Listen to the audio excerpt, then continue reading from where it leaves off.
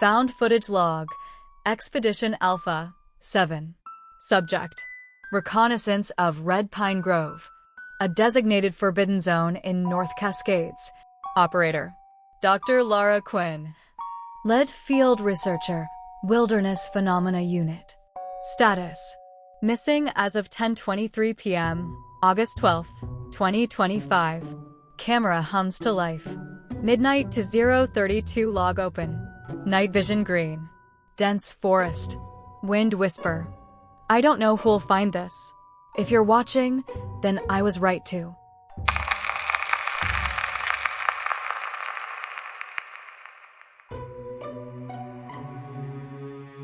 Sorry. Name's Quinn.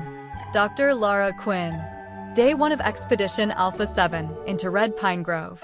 We set up camp 2 clicks north of the old ranger cabin. I'm alone tonight because the others went back for supplies, food, batteries. Hope that will all come back in one piece. We're mapping anomalies. Strange energy signatures, unmarked graves, people vanishing. But that's just rumor. Officially, nothing. Let's see how long that holds. 033 to 514, setting up base. I've got the base powered. Generator, solar pack, long-range comms. Field sensors are deployed in a circle, 10 meters apart, covering the perimeter. Thermal imaging shows nothing unusual yet. The grove is silent. Too silent. No insects buzzing, no nocturnal birds calling. The wind weaves through needles like a ghost sigh. My throat's dry, but I'd rather be here alone than risk bringing the team into whatever lurks. They're due back in 3 hours. I'll review sensor data and maybe, just maybe, catch something odd to justify the scoop. Then Saturday morning we start the real work, mapping the heart of the grove. 5:15 to 12:47 first anomalies. Reviewing footage from sensor number 3. At 2:14 a.m., a thermal anomaly, colder than ambient, drifts west through frame 1427. I thought it might be a deer, but its shape was upright, tall, nearly 2 meters, and too slow. It paused behind a mossy pine, turned as if aware of the infrared beam, and disappeared. I zoomed the camera and nothing there, just shadows. I hiked to the spot at dawn. No prints, no droppings. The forest floor was pure moss, undisturbed. But the moss around the tree trunk was ripped open, fresh roots pulled free. Somehow it looked violated, like someone tore at the earth to grip it. The recording ends abruptly. The next timestamp picks up on the handheld mic. 12:48 to 20:02 radio silence. Radio checks. 10 minutes of static, then a single, low moan like metal scraping stone. I grabbed the camera.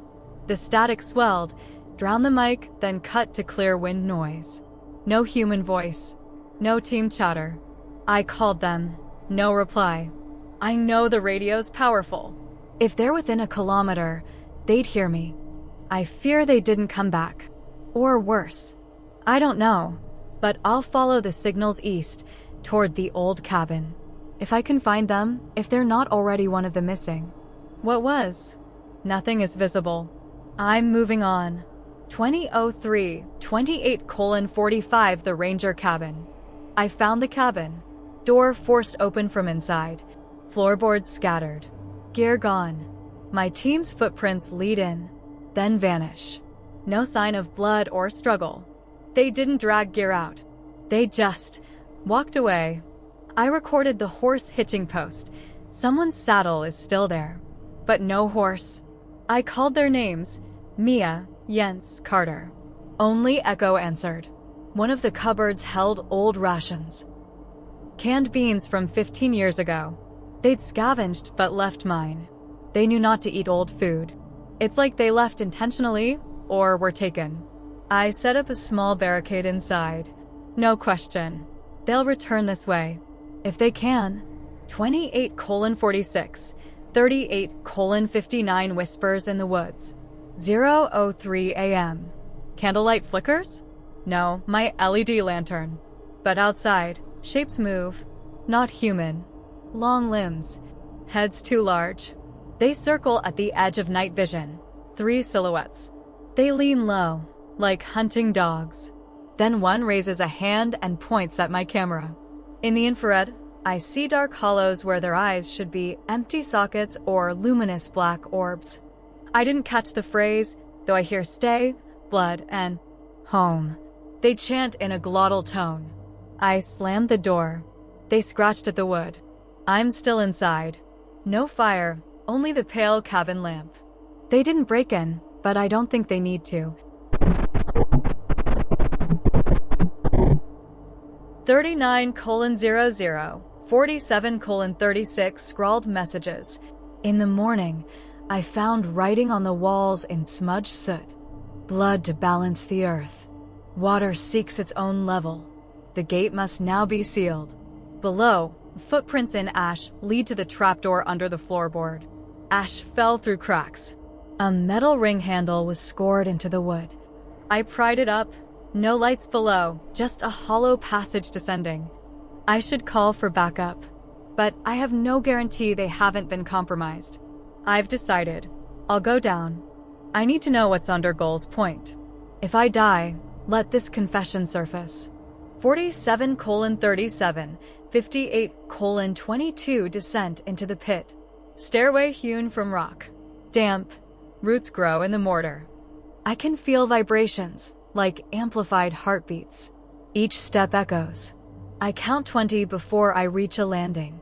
A cavern, 15 meters wide, 8 meters high, walls slick with algae.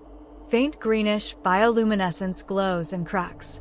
In the center is a shallow pool of black water, perfectly still. The drum of water pins me. But there is something else. A pattern on the floor, concentric rings carved into stone, like ripples. At the center, a stone dais with crude carvings of tangled limbs and gaping mouths. I step closer. Something moved in the water, just beneath the surface. I raised the camera as the water convulsed. Then silence. No ripples. No creature. But I know it saw me. 58:23, 1 hour 7 minutes and 45 seconds blood ritual. The carvings match those in Rituals of the Eternal Tide, the sacrificial basin. My flashlight sweeps around. Moss collects around the dais, stained dark like old blood. I found a vial of dried residue labeled, "For he who dwells below." I set up the stationary camera on a stone ledge and spoke softly. "If you're watching," then I poured a drop of my own blood onto the basin's rim. As it dripped into the pool, the surface glowed red. I stepped back, heart pounding.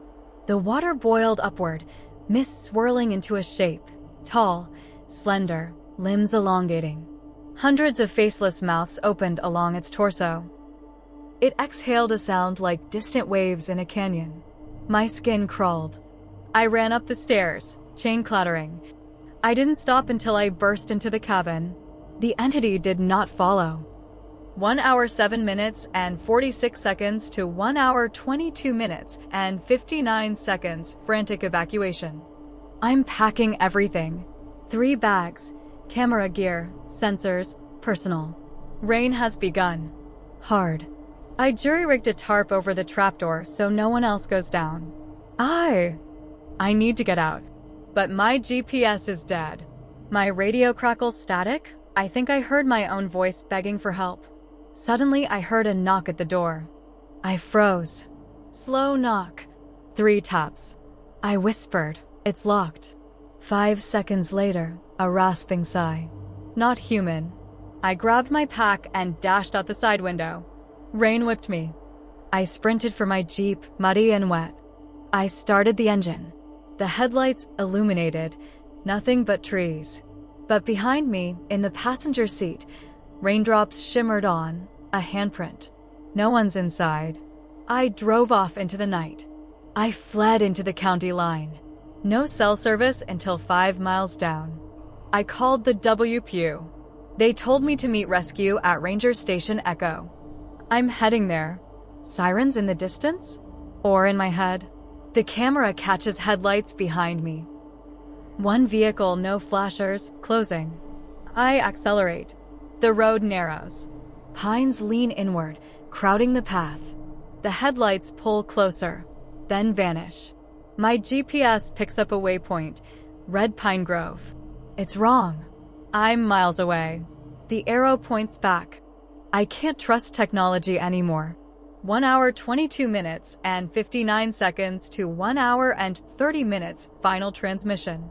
I reached the ranger station at 1:28 a.m. Doors locked. Lights out. No one's in. The radio's static morphed into whispered chanting. Balance the tide. Seal the gate. I recorded this on film. My heart's pounding so loud the mic picks it up. I'm not safe here. They know I have the footage. They'll come for it. If you found this, play it everywhere. Warn everyone who dares approach Red Pine Grove. Don't trust the ranger teams, the local deputies. They might be part of it. They're coming for me now. Camera's low on power. I can't stop recording. At least I'll capture their face. I see it, taller than any man, dripping bark and seaweed, hollow eyes like black pools. It reaches. Anne. Warning: if you value your life, destroy this footage after sharing its content. Because once you know what's living in the woods, you become prey. And they don't want you to know.